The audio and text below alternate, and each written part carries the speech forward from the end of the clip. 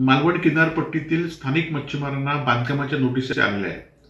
खरं तर या नोटिशीला कुठल्याही मच्छीमारांनी भिवू नये, परंतु काही लोक राजकारण करण्यासाठीच ह्या नोटिशी पाठवत असतात. गेल्या 10 वर्षामध्ये मी स्थानिक लोकप्रतिनिधी होतो, कुठल्याही मच्छीमारांना त्यांच्या बांधकामासंदर्भात नोटीस आली नाही.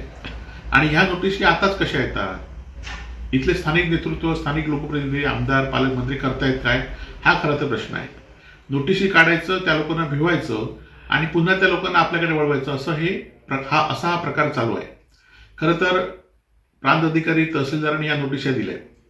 माझा प्रांत अधिकारी आणि तहसीलदारांना एवढाच इशारा आहे की तुम्ही स्थानिक जे गोरगरीब मच्छीमार आहेत, त्यांनी आपल्या घराचं बांधकाम केलंय किंवा कोण छोटं हॉटेल व्यवसाय या ठिकाणी करतायत, अशांना कुठल्याला बांधकामाला हात लावला तर गाठ आमच्याशी आहे.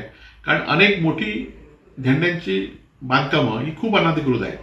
त्यांना खरं तर तुम्ही आधी पहिल्या नोटिशी द्या आणि नंतर या स्थानिक मच्छीमारांना, स्थानिक जे छोटे छोटे हॉटेल काढले त्यांना तुम्ही नोटिशी द्या. आणि अशा नोटिशीला कोणी भीक घालू नये. शिवसेना उद्धव बाळासाहेब ठाकरे पूर्णपणे त्यांच्या पाठीशी आहे आणि आम्ही पण पाठीशी आहोत. महसूल अधिकाऱ्यांनी आधी जी बांधकामं या जिल्ह्यामध्ये अनधिकृत आहेत त्या बांधकामांना, मोठ्या बांधकामांना नोटिसा पाठवायच्यात आणि नंतर या स्थानिक मच्छीमारांना किंवा स्थानिक हॉटेल व्यावसायिक आहेत त्यांना हात लावावं. आणि खरं तर या विभागाचे लोकप्रतिनिधी काल आमदार निलेश राणे हे खरं तर प्रांत अधिकाऱ्यांकडे गेले. आता हे प्रांत अधिकाऱ्यांकडे जाऊन ह्या नोटिशी थांबणार आहेत काय? आणि त्यामुळे तिथले आमदार निलेश राणे यांनी जे काय चौकशीचा किंवा जो काय कालचा फार्स केला तो पूर्णपणे फसवा आहे, मच्छीमारांच्या डोळ्यात झोडपे घालणार आहे.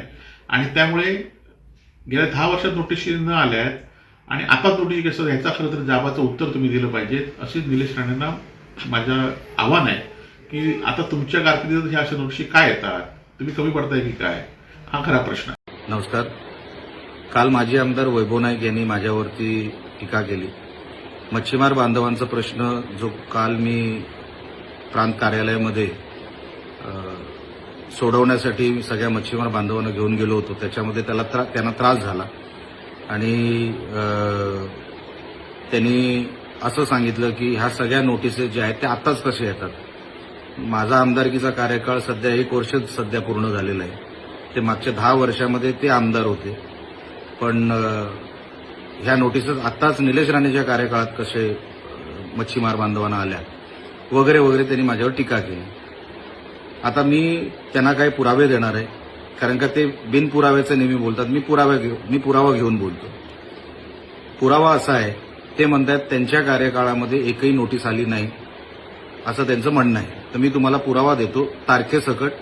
आणि कधी कोणाला बघायचं असेल, स्वतः माजी आमदारांना बघायचं असेल तर मला त्यांनी फोन करावा किंवा त्यांच्या कुठल्या माणसांनी फोन करावा. त्यांच्या घरी मी कुरिअर करायला हे सगळे डॉक्युमेंट तयार आहे. नोटिसेस टोटल त्यांच्या कार्यकाळामध्ये आलेल्या नोटिसेस 352 नोटिसेस त्यांच्या कार्यकाळामध्ये आलेल्या मच्छीमार बांधवांवर आणि व्यावसायिकांवर. 28 जुलै 2017 मध्ये एकूण 92 नोटिसेस आल्या. 19 जानेवारी 2018 एकूण 73 नोटिसेस आल्या. 20 फेब्रुवारी 2018 एकूण 187 नोटिसेस आल्या. आणि 2023ला काही नोटिसेस आल्या, जे मी आता सोशल मीडियावर टाकणार आहे. या सगळ्या नोटिसेस 352 नोटिसेस त्यांच्या 10 वर्षाच्या कार्यकाळामध्ये आल्या. आणि ते काल म्हणतात की त्यांच्या कार्यकाळात नोटिसेसच आल्या नाही. सगळं खोटं. म्हणजे सातत्याने खोटं बोलणारा माणूस म्हणजे कोणाला जर काय प्राईज वगैरे द्यायचं असेल तर ह्या माणसाला देऊन टाका. सातत्याने हा माणूस खोटं बोलतो आणि उघड खोटं बोलतो. काही पुरावा नाही, हातपाय नाही.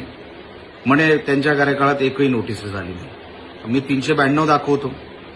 392 नोटिसेस माझ्या कार्यालयामधून कधी बघून घेऊन जावं, कोणी पत्रकारांनी घेऊन जावं, कुठल्याही व्यक्तीने घेऊन जावं. माझ्या कार्यकाळामध्ये जे काही नोटिसेस आल्या, मी काल प्रांत कार्यालयामध्ये पण तेच बोललो, तुमच्यावर अन्याय होऊ देणार नाही.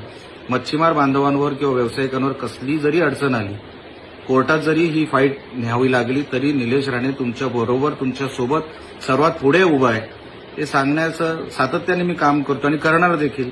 म्हणून मच्छीमार बांधव, किनारपट्टी या वेळेला निलेश राणे सोबत राहिली. हेच दुखणं आहे माझे आमदारांचं. असो. दुसरी गोष्ट ते म्हणतायत की ह्या नोटिसेस मालवणमध्येच का येतात. खरं तर मला हा माणूस शिकलेला आहे की नाही मला माहित नाही, नोटीस वाचता येतं का माहित नाही. एवढं म्हणजे माणूस कसं बोलू शकतो.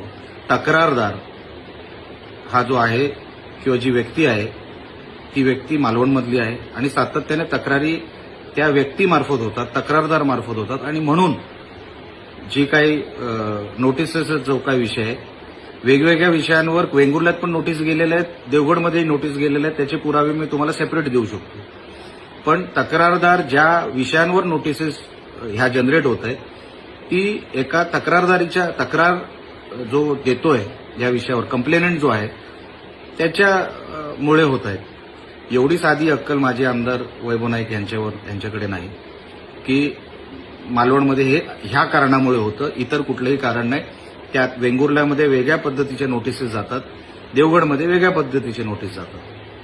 मी असेल, पालकमंत्री असतील, आम्ही दोघेही मिळून हा मार्ग कायमस्वरूपी म्हणजे जे यांना मागच्या 10 वर्षात जमलेलं नाही ते आम्ही कायमस्वरूपी ह्याच्यामध्ये मार्ग काढणार आणि मच्छीमारांना आणि आमच्या व्यावसायिकांना त्याच्यामध्ये दिलासा मिळेल कायमस्वरूपी असा तोडगा काढणार, असं उत्तर काढणार.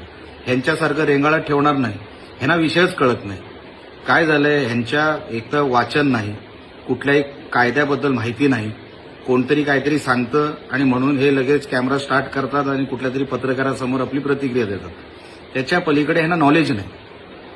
विषय कसा सोडवायचा, शासन दरबारी हा विषय गेल्यानंतर मागच्या 10 वर्षामध्ये मच्छीमार बांधवांसाठी हा विषय सभागृहामध्ये उचललेला एकदा तरी कोणी मला दाखवावा की यांनी कधी ह्या माजी आमदारांनी विषय उचलला मच्छीमार बांधवांचा हा विषय, हे सांगावा. 352 नोटिसेस माझ्याकडे आहेत, म्हणजे मागच्या 10 वर्षाचेच नोटीस आहेत. कधी सभागृहामध्ये हा विषय उचलला? एकदाही नाही. तुमचा अधिकार नाही मच्छीमार बांधवांवर किंवा या व्यवसायांवर काय बोलायचं, कारण का तुम्ही कधी बाजूच मांडली नाही त्यांची. तर आता ते अडचणीत आहेत म्हणून त्याचा फायदा घेण्यासाठी हे वैभव नाईक पुढे आलेत. जेव्हा चांगलं करायचं असतं तेव्हा हे कधी पुढे येत नाही. मच्छीमार बांधवांनाही ते चांगलं कळलेलं आहे, किनारपट्टीला कळलेलं आहे की हा बोगस माणूस आहे, काही कामाचा नाही. फक्त कुठे निगेटिव्ह काय पसरवायचं असेल तेव्हा हा माणूस पुढे येतो. पुरावे निशी कधी बोलत नाही, सभागृहात कधी तोंड उघडलेलं नाही, मंत्रालयामध्ये ह्याचं काय वजन नव्हतं, कधी कोण उभं करत नव्हतं.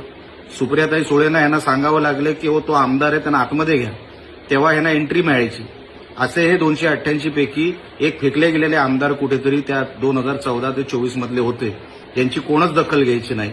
पण आता कुडाळ मालवणची ओळख अख्ख्या महाराष्ट्राला झाली. वेगळं काय सांगायची मला काही गरज नाही, मी स्वतःबद्दल सांगणार नाही. सगळ्या लोकांना ज्या ज्या काही गोष्टी दिसतात ते ऐकतात, वाचतात, त्याच्यामुळे कळलेलं आहे की कुडाळ मालवणावर आता कोणच अन्याय करू शकत नाही आणि म्हणून हे पुरावे आपल्यासमोर मी ठेवलेले आहेत.